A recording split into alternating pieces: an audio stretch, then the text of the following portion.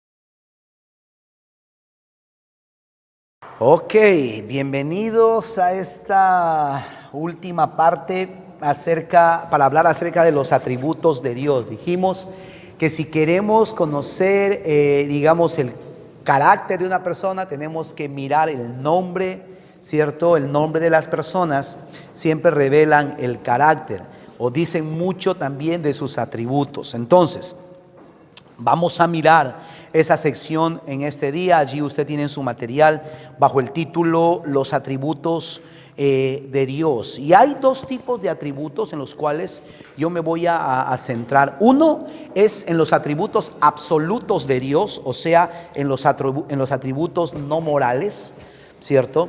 Y el otro tiene que ver con los atributos que son morales. Cuando hablamos nosotros de los atributos absolutos de Dios, me refiero que son aquellas características que solamente Dios lo puede tener, que solamente le pertenecen a Dios. Por ejemplo, uno de los atributos de Dios tiene que ver con la existencia propia, ¿ok? Con la existencia propia. Y esto es un gran debate que existe, ya que las personas siguen preguntándose, ¿no? Bueno, ¿quién creó a Dios? ¿Cierto? ¿Quién creó a Dios? Y la Biblia es clara cuando dice, ¿no?, que el Señor es desde la eternidad hasta la eternidad. Normalmente las personas que hacen esta pregunta siempre parten de una premisa equivocada.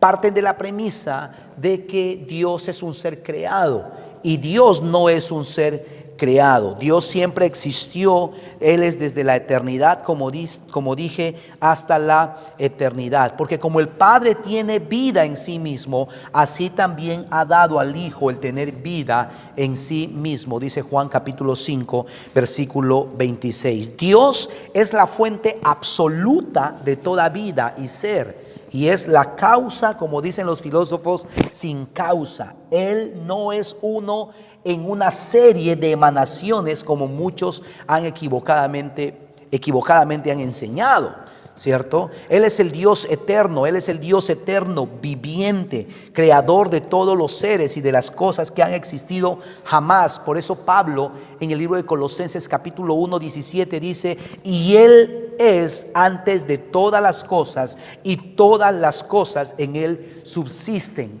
Cuando las cosas fueron creadas, la Biblia, que es la palabra de Dios, la revelación de Dios, cuando se escribe en el capítulo 1, en el primer versículo, ya asume la existencia de Dios. Por eso dice, en el principio creó Dios. Dios sí existía desde el principio. Dios ya estaba allí. Dios no depende de ninguna fuente para su ser, para su existencia o su esencia. Por lo tanto, Dios tiene existencia propia. Otro de los atributos de Dios tiene que ver con la omnipresencia. Usted tiene allí eso en su material, ¿sí? Con la omnipresencia. Dice Primera de Reyes capítulo 8, dice, yo soy Dios de cerca solamente, dice Jehová, y no desde muy lejos. ¿Se ocultará alguno, dice Jehová, en escondrijos que yo no vea? ¿No lleno yo, dice Jehová, el cielo y la tierra? Perdón, eso está en Jeremías 23, 23. Y Salomón estaba consciente de la inmensa y omnipresencia de Dios cuando oró. He aquí que los cielos de los cielos no te pueden contener, cuanto menos esta casa que yo he edificado. Cuando oró mientras estaba consagrando el templo en Primera de Reyes, capítulo 8. Dios está presente en todo lugar, sin embargo, está en lugares específicos en manifestación. La omnipresencia de Dios es el atributo de Dios por el cual Él llena el universo de todas sus partes y está presente en cada lugar. El salmista decía que no podemos escapar de Dios. Yo siempre hago énfasis en esto, no nos podemos, nos podemos escapar de nuestros padres, nos podemos escapar de la esposa, del esposo, de los hijos, nos podemos alejar, como digo, para que nadie nos vea, pero de Dios nunca podemos escaparnos. Dios en su totalidad no solamente es una parte de Él, Él está presente en cada lugar. Ahora, no estamos diciendo como los panteístas que Él es todo. Esta mesa es Dios, esa cámara es Dios, el techo es Dios, la planta es Dios. Eso es lo que los panteístas creen. Sin embargo, nosotros estamos diciendo que Dios está presente en todo lugar y hay grados de la manifestación de su presencia. Esta idea es confortante y temible a la vez. ¿Sabe por qué? Porque para el creyente el Dios omnipresente está siempre disponible para ayudar. Para la persona que vive con un corazón para Dios, es reconfortante saber que en toda dificultad, en toda circunstancia, Dios está allí. Pero para la persona que no vive de acuerdo a los parámetros de Dios o a los principios de Dios, saber que Dios está presente puede ser o puede causar en las personas un profundo temor. Porque cuando nosotros sabemos que no estamos andando en los caminos del Señor, saber que Dios está viéndonos, saber que Dios está allí, por eso decimos, para el pecador implica que no importa cuán duro trate, no podrá escapar de Dios. Por eso el salmista en el Salmo 139, versículo 7, escribió: ¿a dónde huiré de tu espíritu? Si me subo a la montaña, allí estás. Si va desciendo, ahí estás. Si me voy al fondo, ahí estás. Mejor dicho, de Dios no podemos escapar. Dios es un Dios omnipresente. ¿Estamos allí? Pero Dios no solamente es un Dios omnipresente. Dios no solamente está como en el caso de Moisés, que se le apareció en la zarza. No solamente está en su templo, Él está en los cielos.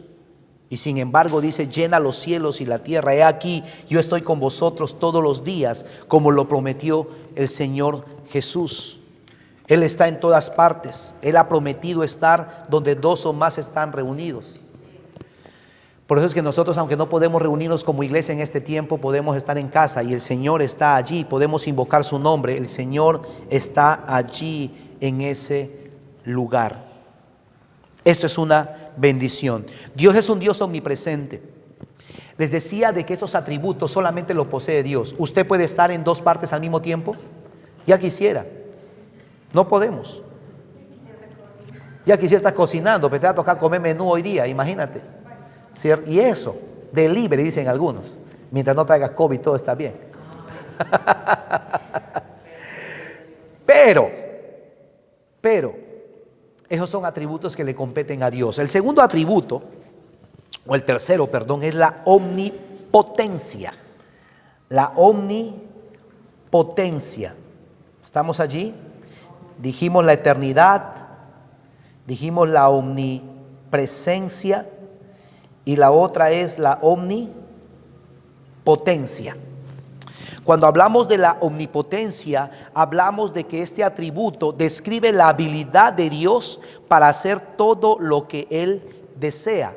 O sea, Dios todo lo puede. Jeremías 32:17 dice: Señor, he aquí que tú hiciste el cielo y la tierra con tu gran poder y con tu brazo extendido. Ni hay nada que sea difícil para ti. ¿Sabes? La voluntad de Dios es ilimitada por su naturaleza. Él no puede hacer nada contrario a su perfecta voluntad. Por ejemplo, algunas personas dicen: ay, si Dios todo lo puede hacer, ¿por qué no miente? Porque está en contra de su naturaleza. Hay cosas que Dios no puede hacer, no porque no lo pueda hacer, sino que está limitada por su propia naturaleza. Por ejemplo, Dios no puede mentir, Dios no puede destruirse o negarse a sí mismo, como dice Timoteo, capítulo 2:13, ahí tú tienes esas notas allí. Dios no puede mirar favorablemente la iniquidad, Dios no puede hacer el mal, Dios no puede hacer nada que sea absurdo, tonto, contradictorio. Algunas personas viven tentando a Dios. Señor, si tú eres Dios, a ver, haz esto. Y tratan como de retar a Dios. Dios no necesita probarte nada. Y Dios no necesita probar nada a nadie. Dios no está controlado por su poder. El poseer omnipotencia no demanda el ejercicio de ese poder. O sea, Dios no está obligado a ejercer su poder si es que no es necesario, no quiere o va en contra de su voluntad. Él puede hacer lo que Él desea, pero Él no tiene que hacer para querer hacer cualquier cosa. La omnipotencia de Dios incluye el poder, no incluye el poder de Dios para la autoeliminación, como ya lo mencioné. Dios se limita a sí mismo de muchas maneras. Dios posee poder absoluto, poder ordenado. Cuando hablamos nosotros de que Dios posee poder absoluto, hablamos cuando Dios obra directamente, como en hacer un milagro y en la creación, hacer algo de las cosas que no se ven, crear algo. Pero cuando hablamos de un poder ordenado, es cuando Dios hace su obra a través de causas secundarias, como por ejemplo el proceso de sembrar y cosechar. Dios es un Dios que no hay nada que Él no pueda hacer. Algunas referencias bíblicas en Génesis 18:14 dice: ¿habrá algo muy difícil para el Señor? En Job 42:2 dice: yo sé que tú puedes hacerlo todo y que ningún pensamiento puede esconderse de ti. Salmo 135 dice: todo cuanto Dios quiere lo hace, en los cielos, en la tierra, en los mares y en todos los abismos. Para nosotros como creyentes es un fuerte consuelo, definitivamente, y nos llena de esperanza. Pero para el pecador, sin embargo, el Dios Todopoderoso es siempre una advertencia y una fuente de temor. Lo acabamos de decir hace un momento. ¿Sabe? Aún los demonios tiemblan porque saben y conocen del poder de Dios. Un día aún los grandes y los fuertes se esconderán de Él, como lo advierte Apocalipsis, y toda rodilla se va a doblar delante de Él.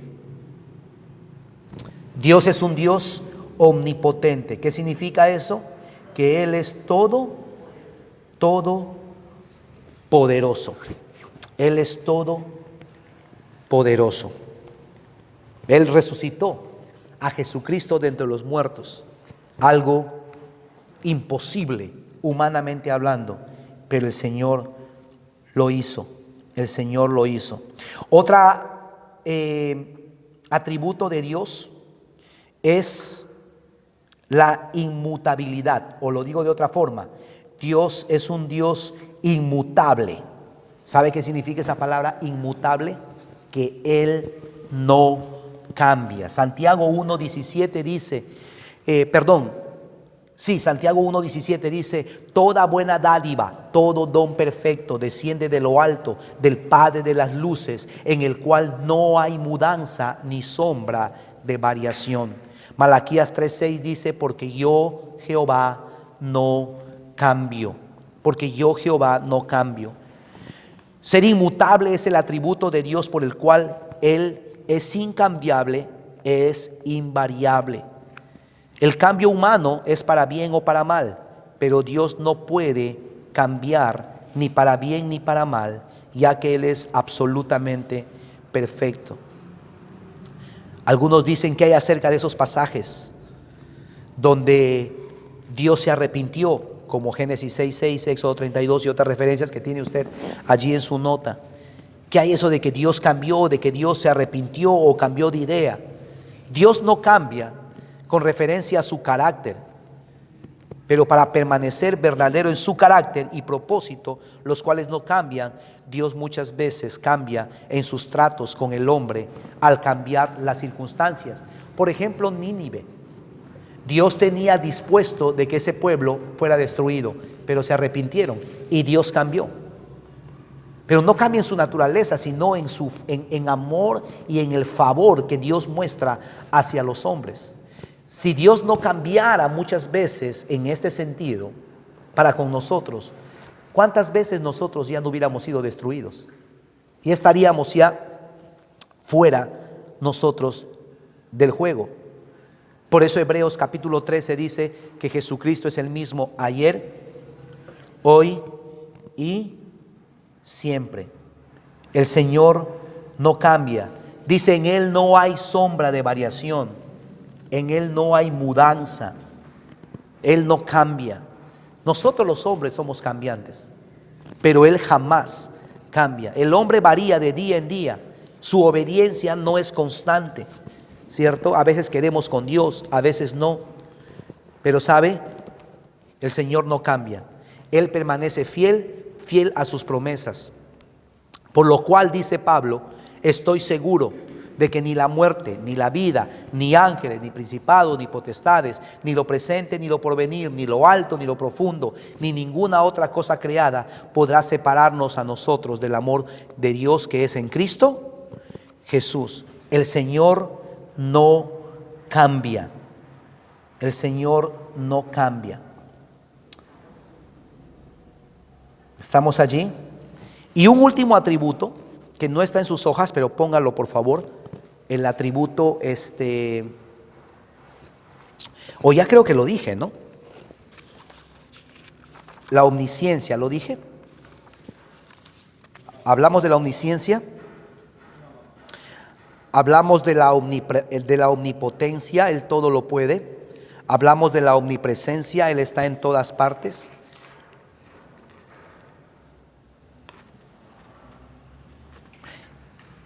Y vamos a hablar de la omnisciencia. La omnisciencia. Cuando hablamos de la omnisciencia, hablamos de que el Señor lo sabe todo. ¿Estamos allí? El Señor lo sabe todo. Salmo 139 dice, Jehová, tú me has examinado y me has conocido. Tú has conocido mi sentar, tú has conocido mi levantarme, has entendido desde lejos mi pensamiento, has escudriñado mi andar y mi reposo, y todos mis caminos te son, ¿qué dice? Conocidos. Pues aún no está la palabra en mi lengua, y he aquí, oh Señor, tú lo sabes, ¿qué dice? Lo sabes todo. Dos aspectos muy importantes con respecto a la total sabiduría de Dios y son enfatizados en la palabra. Uno, Dios tiene conocimiento de todo lo que ocurre en todo lugar. El Señor conoce. Pablo también decía en Timoteo, el Señor sabe, conoce los que son suyos. En otras palabras, a Dios no le podemos engañar. Yo no sé cómo te cae eso a ti. Pero a Dios no le podemos engañar. Podemos engañarle a cualquier persona. Podemos engañar a todo el mundo. Pero a Dios no podemos engañarlo. El hombre no puede esconder ni sus hechos ni sus pensamientos. Si la deshonestidad y el engaño de, por ejemplo, este siervo de Eliseo, Gehazi, le eran conocidos al profeta de Dios, de ninguna manera estaban escondidos del omnisciente. Aunque el profeta no sabía, Dios lo sabía. Y pasa algo increíble, especialmente con las autoridades, ¿no? A veces cuando queremos engañar a nuestros padres, o al esposo, o a la esposa, y a veces Dios le revela a las personas. Muchas veces la gente me dice, ay, pastor, ¿cómo sabe?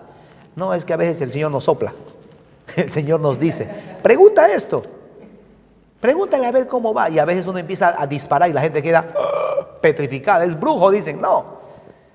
El Señor que lo sabe todo muchas veces revela a sus hijos, revela a sus siervos. Dios sacó a la luz en juicio los engaños y los planes de Ananías y Zafira. ¿Recuerdan esa historia? Llegaron estos hermanos diciendo, hemos vendido, esto es nuestra ofrenda. Y Pedro dice, ¿eso es todo? Sí. Y Pedro dijo, mentirosos. Ustedes están engañando, no es todo. Ahora, no es porque Pedro quería todo, sino porque ¿qué necesidad? Y Pedro le dijo, ¿qué necesidad tienen de engañarnos y de engañar al Espíritu Santo? Ustedes hubieran podido decir, tanto es, y era suyo, era de ustedes, y ustedes se lo podían quedar. Pero no pueden pretender, ¿cierto?, engañar al Señor, pretender ser alguien o pretender hacer algo que no han hecho o que no van a hacer. Entonces es muy importante esto. Podemos engañar a todo el mundo, a Dios no podemos engañarlo, porque Dios tiene el conocimiento de todo lo que ocurre en todo lugar. Pero el segundo aspecto de la sabiduría de Dios es que Dios es totalmente sabio en sus planes y propósitos. Él conoce todas las cosas desde el principio. Él en su sabiduría ha planeado la redención de su pueblo, la construcción de su iglesia, el triunfo de su reino sobre las tinieblas. Efesios 1, 8, 10 dice que hizo abundar para todos nosotros en toda sabiduría e inteligencia, dándonos a conocer el misterio de su voluntad según su beneplácito, el cual se había propuesto en sí mismo de reunir todas las cosas en Cristo. Hermanos, Dios es un Dios omnisciente. Dijimos que Dios es eterno, que Dios es un Dios omnisciente, todo lo sabe. Dios es un Dios omnipotente, todo lo puede. Dios es un Dios omnipresente, Él está en todo lugar y Él es un Dios que no cambia. ¿Ok? Todos estos son atributos absolutos. Se conoce en teología como atributos absolutos, atributos que solamente lo posee Dios. Pero hay otro tipo de atributos que Dios comparte con el hombre y son conocidos como los atributos morales, ¿sí? Los atributos morales. Y de eso vamos a hablar a continuación. Y esto es la última parte. Uno de esos atributos morales, como se conoce, ¿sí?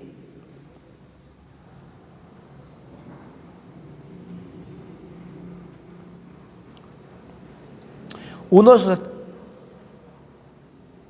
esos atributos, hay un atributo más, perdóneme, hay un atributo más que se me estaba pasando y que tampoco lo tiene usted allí. Es un atributo absoluto, estaba pasando por alto, es la soberanía de Dios. Ese es otro atributo que le pertenece solamente al Señor y es la soberanía, ¿ok? Es la soberanía de Dios. Bajo el título anterior ya hemos discutido la soberanía de Dios sobre las naciones y el reino, ¿no? Pero Dios es un Dios soberano y esto habla o quiere decir de que el Señor domina sobre todo. ¿Sí? Pablo dice en Efesios, según nos escogió en Él antes de la fundación del mundo, para que fuésemos santos y sin manchas delante de Él, en amor, habiéndonos predestinado para ser adoptados hijos suyos según el puro afecto de su voluntad. ¿Ok? Ahora, este pasaje parece interferir que todo, o parece explicarnos de que todo lo que resulta de la voluntad de Dios. Y yo quiero mencionar esto porque hay algo que es muy importante que nosotros podamos entender. Porque hay dos verdades en la Biblia y que la Biblia enseña, y uno que tiene que ver con la soberanía de Dios y otro que tiene que ver con la elección del hombre. Es lo que se conoce como la predestinación y se conoce como la elección. ¿Ok? Estas son dos verdades que se besan. ¿Sí? Estas son dos verdades que se besan, porque hay mucho respaldo bíblico para decir de que Dios es el que escoge y que Dios es el que decide quién es salvo, quién no es salvo, quién entra a su reino, quién vive como tal. Me decía, por ejemplo, y este es un pensamiento muy calado en la vida de la gente, uno de mis hermanos me dice, lo que pasa es que tú eres buena persona y eres pastor porque el Señor ya te había escogido. Tú eres un escogido, ¿cierto? Y el Señor ya había planeado para ti eso. Pero yo que vivo una vida desgraciada, miserable, en pecado, no, el Señor a mí no me escogió. Pero mucho cuidado con esto, porque a veces podemos nosotros justificar nuestras acciones. Por un lado sí, hay una predestinación, hay un deseo y una voluntad de Dios para obrar en su soberanía sobre la vida de la gente, pero Dios no es un Dios arbitrario, porque hay un aspecto que tiene que ver con la libre elección, libre albedrío que cada uno de nosotros tiene que practicar. Y hay muchos pasajes que, por ejemplo, hablan acerca de esto. Dice, por ejemplo, Apocalipsis 22:1, dice, y el que quiera, tome el agua de la vida gratuitamente. Aquí encontramos nosotros que el hombre ejerce una voluntad sobre sus decisiones. El que quiera. Yo hablaba con alguien y les decía, ¿no? En este tiempo que está muy limitado las clases, el crecimiento espiritual y diferentes planes que tenemos, y yo quisiera tener a un montón de gente aprendiendo, pero yo entiendo algo, que mi responsabilidad es preparar comida a las personas, no obligarles a que lo coman. Mi responsabilidad es llevarles al río para que beban agua, pero no obligarlos a tomar. Hay algo que nosotros tenemos que ejercer y esa es nuestra voluntad. En otro pasaje, en Mateo 23:37, encontramos a Jesús entrando a Jerusalén y Jesús llora sobre Jerusalén diciendo: Jerusalén, Jerusalén, cuántas veces quise juntar a tus hijos y no quisiste. Dios muchas veces quiere cosas para con nosotros, pero nosotros muchas veces no queremos. Dios es soberano y tiene Él planes para con nosotros, pero somos nosotros los que decidimos decirle sí a Dios o no a Dios en nuestras vidas. Juan 5:40 otra vez dice: y no queréis venir a mí para que tengan vida eterna. Y en Juan 3:16 dice: para que todo aquel que en Él crea no se pierda. Hay dos aspectos muy importantes en la soberanía de Dios. Uno, Dios no es un Dios arbitrario. Dios es soberano, pero Él no es arbitrario. El hombre tiene libre elección y la voluntad con ciertas limitaciones. Nuestra incapacidad muchas veces de reconciliar estas dos posiciones o estas dos verdades nos hace que una posición u otra sea falsa. Y nuestra incapacidad de ver cómo ambas cosas pueden ser ciertas al mismo tiempo se debe a nuestra finita comprensión de la humanidad. ¿Sabe? Como Dios soberano, Dios tiene la foto completa. Nosotros solamente entendemos en parte. Dios es un Dios soberano y Él sin duda alguna hace lo que Él quiere. Pero en cuanto a los hombres, el hombre tiene que ejercer su libre albedrío. Hablábamos acerca nosotros de los atributos que le competen a Dios, que tiene que ver con los atributos absolutos, pero en esta segunda parte vamos a concentrarnos en los atributos de Dios que son conocidos como morales. Y estos son atributos que nosotros sí podemos lograr y podemos obtener, porque Dios lo comparte con nosotros. Uno de ellos es la santidad. Por eso la Biblia dice: sed santos como vuestro Padre que está en los cielos es santo. Nosotros sí podemos ser santos. Esos atributos Dios sí lo comparte con nosotros. Nosotros sí podemos aspirar a la santidad. Dios es un Dios santo y requiere santidad de su pueblo. La palabra hebrea para santo es kadosh. Y esto es atribuido a todas esas cosas que de cualquier manera conciernen a Dios, a su adoración o es sagrado. La palabra en griego es agios, que significa dedicado a Dios. Cuando hablamos de algo que es santo, hablamos de algo que es dedicado, que es apartado, que algo es reservado para Dios, para su servicio, puro, perfecto, digno de Dios, consagrado. Todas estas son ideas de la palabra santidad. Y en ese orden de ideas nosotros sí podemos ser santos. Nosotros hemos sido llamados a la santidad porque hemos sido apartados. Pedro dice que nosotros hemos sido apartados de las tinieblas a la luz. En ese sentido, nosotros somos santos. Santa Nicole, Santa Fabiola de Río Mar, San Cristian, y yo sé, mirémonos San Félix, mírenos la cara. Yo sé que lo último que parecemos somos santos, más bien tenemos una cara de terriblines, ¿cierto? Arrepiéntanse. Pero nosotros en el estricto sentido de santidad, como una persona apartada, sí somos santos. Y nosotros podemos crecer en esa santidad. Nosotros podemos crecer en esa santidad. Es interesante de que la gente normalmente enfatiza el amor de Dios, pero no enfatiza la santidad de Dios. De hecho, hasta Deuteronomio capítulo 7, tanto el libro de Éxodo como Levíticos y Números hablan acerca de la santidad de Dios. Y el amor de Dios recién lo escuchamos por primera vez, o el escritor de Deuteronomio lo introduce en el capítulo 7. No podemos hablar nosotros del amor de Dios sin enfatizar la santidad. Y muchas personas no quieren hablar de la santidad de Dios y solamente se enfocan en que Dios es amor, lo cual es cierto. Pero antes de ser amor, Él es santo. Y estas son dos verdades que nosotros debemos entender con claridad. Aplicada a nosotros los hombres y las cosas, decimos que la santidad implica dedicación, consagración. Somos separados nosotros para Dios. Por su santidad, Dios no puede tener comunión con el pecado.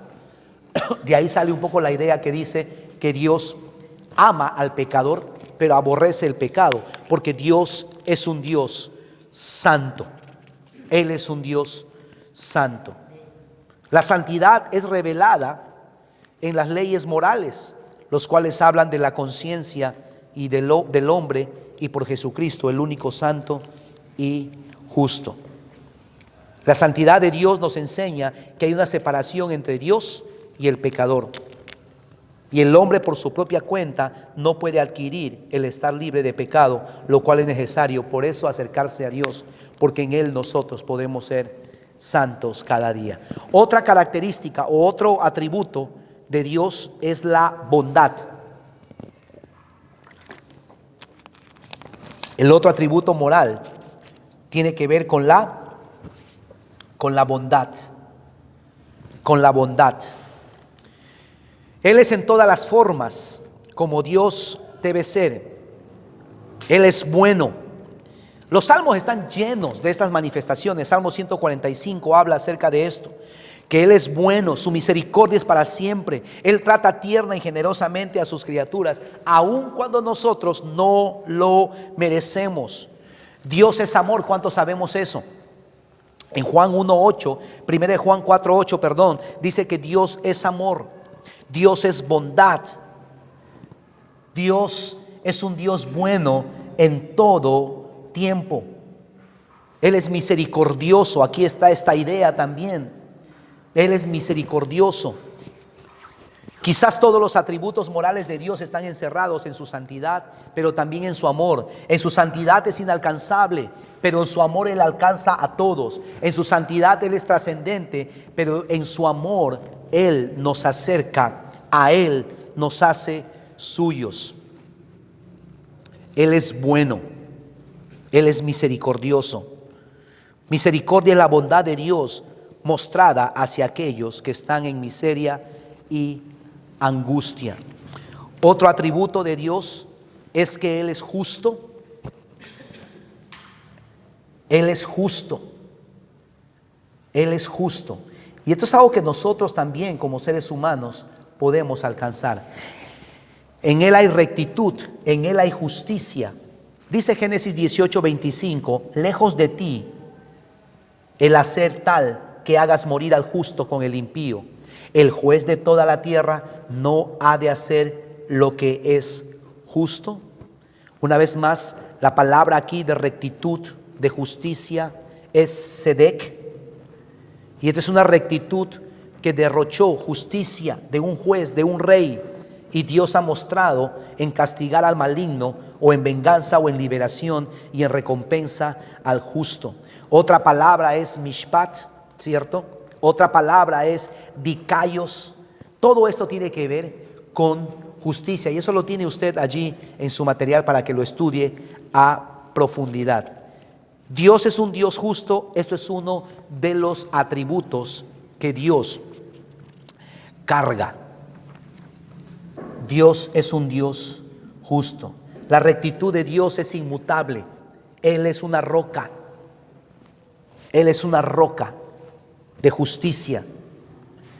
Y como Él es justo, Él castigará a los que merecen ser castigados. Muchas personas siempre dicen,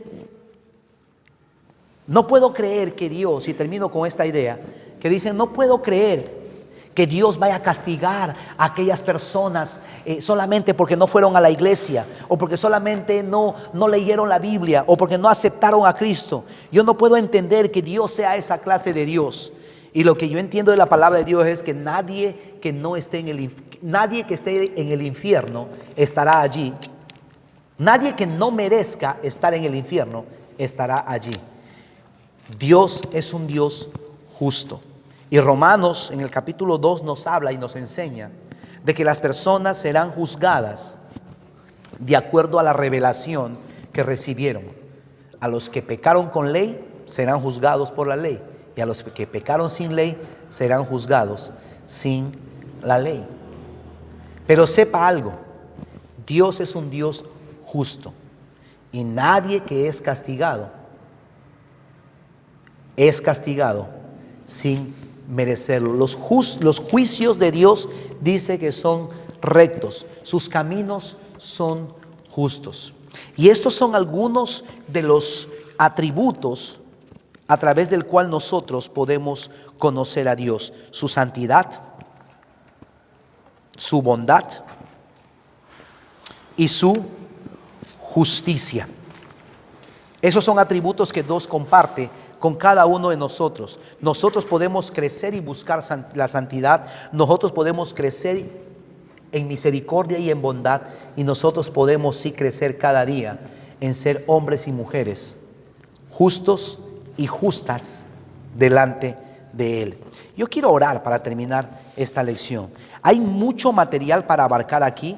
Usted tiene eso allí en el material que ha recibido. Tome el tiempo para leerlo, revisarlo detalladamente.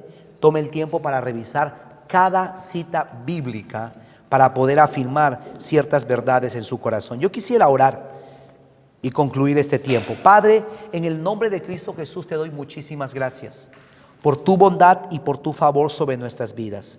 Gracias por la oportunidad que nos das hoy de aprender de ti. Gracias por la bendición que tenemos de crecer en tus caminos, de conocer tu carácter en la medida que conocemos tu nombre o tus diferentes nombres, tanto en el Antiguo Testamento como en el Nuevo Testamento. Qué maravilloso saber que tú eres un Dios que se da a conocer a su creación de diferentes maneras a través de los diferentes tiempos que estamos viviendo. Dios, te pido que tú te reveles a nosotros de una manera personal, que cada uno de nosotros podamos recibir una revelación personal de quién eres tú, en el nombre de Cristo Jesús. Amén. Amén. Que el Señor te bendiga y que este tiempo haya sido de mucha bendición para tu vida, como lo fue para cada uno de nosotros.